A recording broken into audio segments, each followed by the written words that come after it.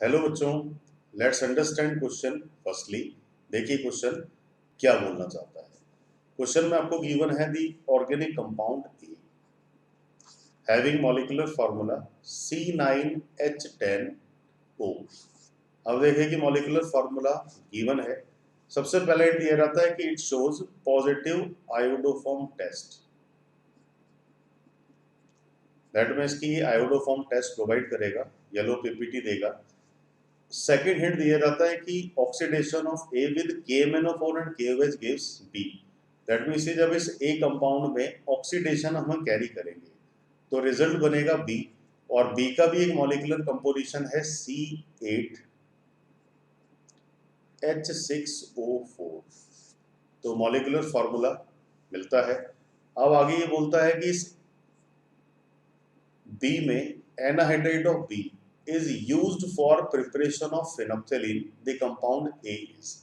तो इस B का डिहाइड्रेशन करके जब हम एनाहाइड्रेट बनाएंगे तो ये फिनोप्थेलिन के प्रिपरेशन में यूज होगा।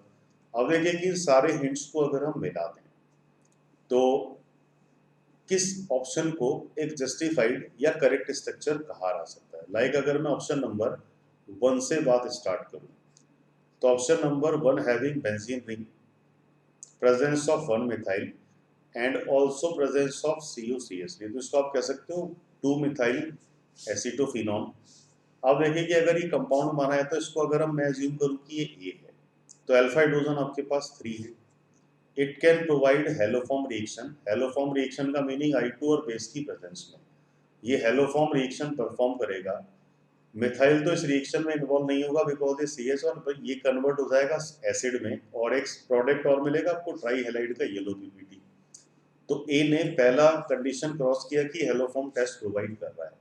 इसके बाद ये बोलता है कि अगर आप इस ए का ऑक्सीडेशन करोगे तो बी बनेगा।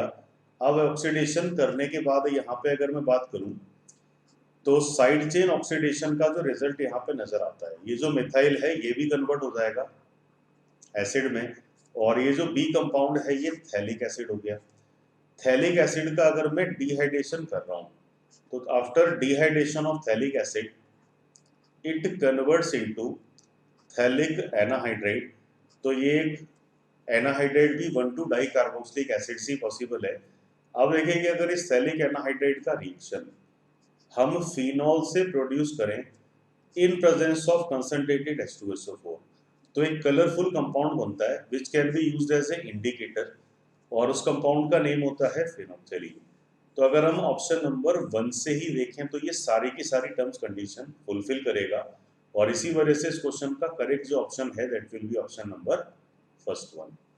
तो I hope you all understood this question. All the best.